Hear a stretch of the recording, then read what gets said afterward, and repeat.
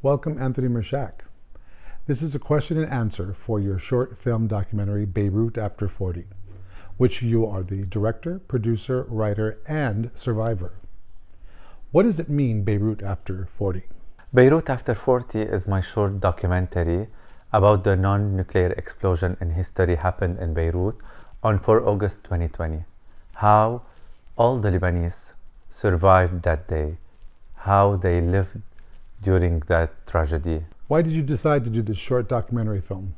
I decided to do the short documentary to show the world what happened on that day. What is the message you intend to get across with this movie?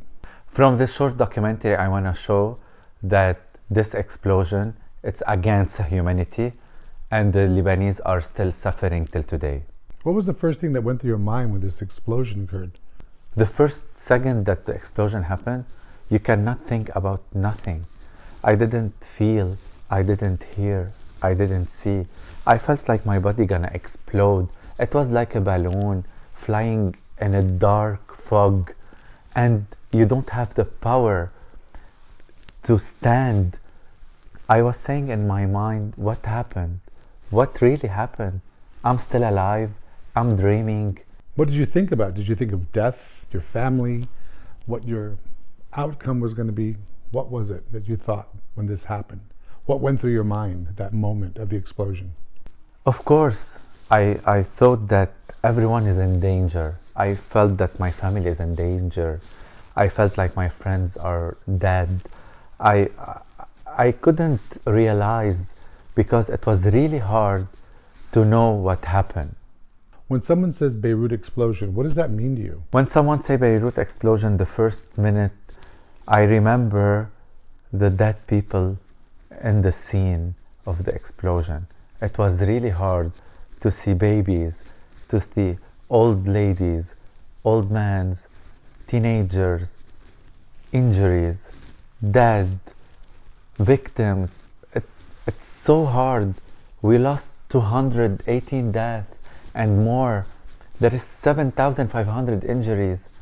It's so hard that we lived that terrible tragedy happened in Beirut.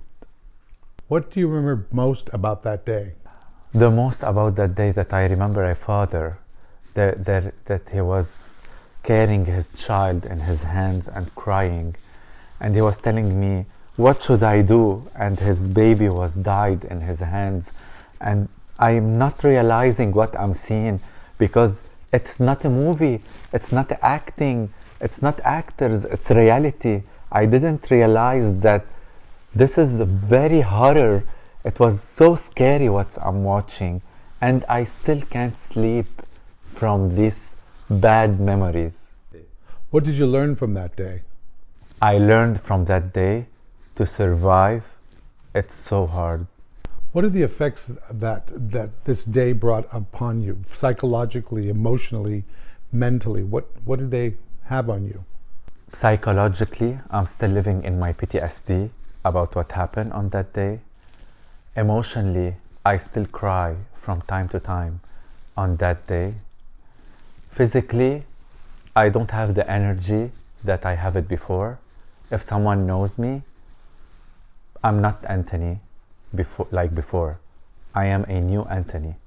And my ears as well affected from the explosion. I lost 60% of my hearing. Have you made friends with anyone from this tragedy? I made a lot of friends from this tragedy. There is part of them in the short documentary, like Fuad, Muhammad, Nicola, and the doctor. And as well, I have a lot of other friends, not in the short documentary.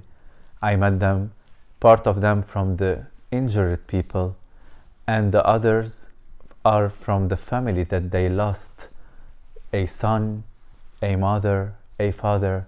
So we become close friends because we are the same, united in this tragedy.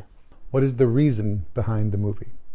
The reason behind the movie that after 2 years, the world was suffering from the COVID, and we feel like this tragedy was forgotten. So we need to get back this tragedy to light in order to get the justice.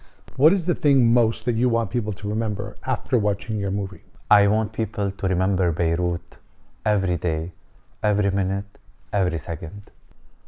Why do you think your movie deserves an Academy Award? It's not me to decide if I deserve to. It's not me to decide if I deserve an Academy Award nomination, but I can say that I am a filmmaker that he did this short documentary to help his country. Who do you think is responsible for this tragedy?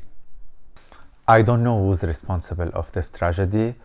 I did this short documentary to show the humanitarian side of the story. Thank you very much, Anthony. It was a pleasure meeting you.